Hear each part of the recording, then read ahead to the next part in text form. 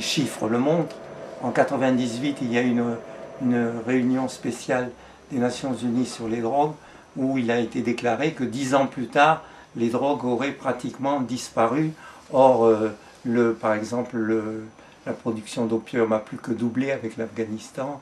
La production de marijuana a triplé. C'est des évaluations approximatives.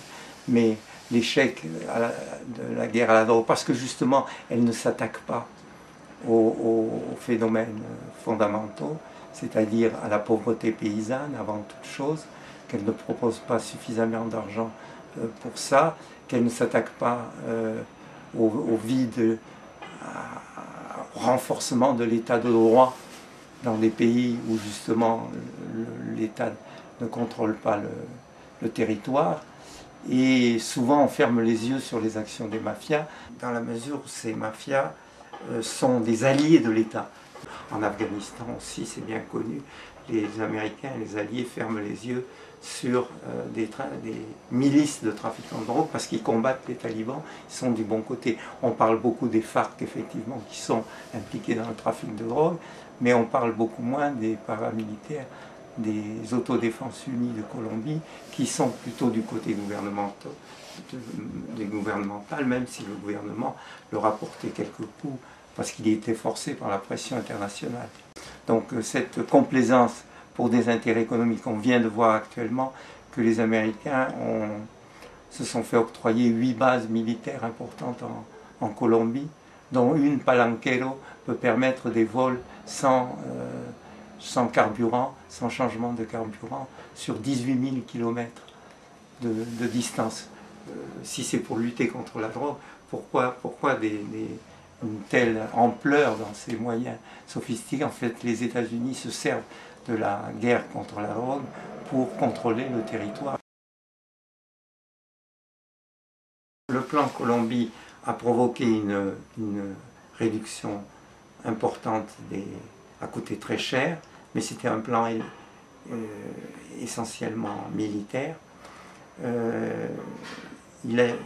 Aujourd'hui, on en serait, après être allé à 170 000 hectares, on serait à 68 000 hectares en Colombie, mais le Pérou, pendant le même temps, a énormément augmenté et approche des 60 000 hectares. Les spécialistes prévoient que le Pérou va redevenir le premier producteur mondial qui était dans les années 80-90 de feuilles de coca. D'autre part, la productivité de la cocaïne a été énormément augmentée par le trafiquant, par des moyens technologiques. Et on a même parlé de coca transgénique, je crois que c'est exagéré. Mais la productivité a énormément augmenté, ce qui fait qu'il y a presque autant de coca qu'il y en avait avant cette éradication. L'impact corrupteur, effectivement, permet de financer des campagnes électorales. On sait qu'en Colombie, les trafiquants infiltrent le Parlement par le bas à plusieurs reprises. Carlos Castaño, un des chefs des milices de l'AUC, qui a été assassiné depuis, disait qu'environ 30% du Parlement répondait aux consignes des paramilitaires. Et c'était certainement vrai, et personne ne l'a démenti. D'ailleurs, c'est considéré comme normal en Colombie qu'une partie du Parlement soit contaminée par les trafiquants. Il y a deux exemples qui sont aussi intéressants. On parlait de la Jamaïque, où les deux grands partis donc, utilisent les trafiquants de drogue pour conquérir les voix lors des élections.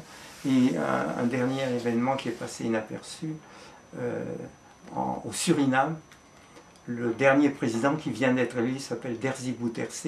Il est condamné à 11 ans de prison aux Pays-Bas, l'ancienne puissance coloniale, pour trafic de drogue. Là, ça dépend beaucoup des pays. On peut dire qu'il y a des pays pour lesquels ça pèse énormément. La Bolivie, à plusieurs reprises, a vu son PIB soutenu. L'Afghanistan, c'est bien connu.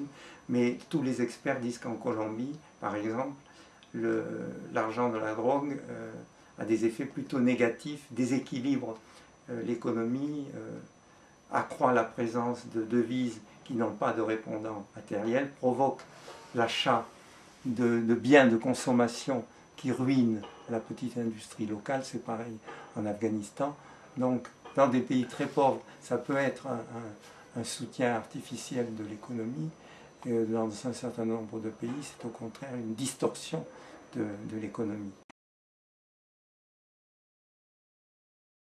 En finançant des actions pacifiques et non pas les actions de caractère militaire. Par exemple, l'Europe, le Parlement européen, à la quasi-unanimité, a refusé de participer au financement du plan Colombie, justement parce qu'il ne tenait pas en compte le soutien à l'état de droit et le problème de la pauvreté, le problème des actions sociales.